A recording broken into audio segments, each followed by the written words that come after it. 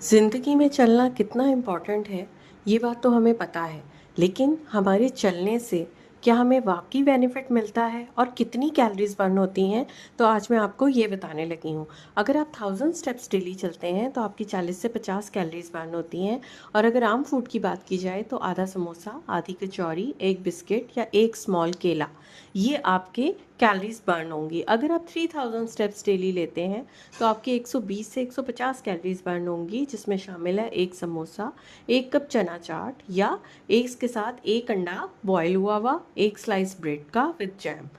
अगर आप 5000 स्टेप्स चलते हैं, तो आपकी 200 से 250 कैलोरीज बर्न होती हैं। और 250 कैलोरीज तक क्या चीज़ें शामिल हैं?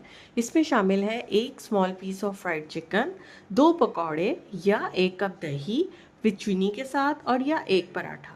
अगर आप 7000 स्टेप्स तक का गोल अचीव कर लेते हैं, तो आप चलते हैं 280 से 350 कैलोरीज बर्न करने के सफ़र पे।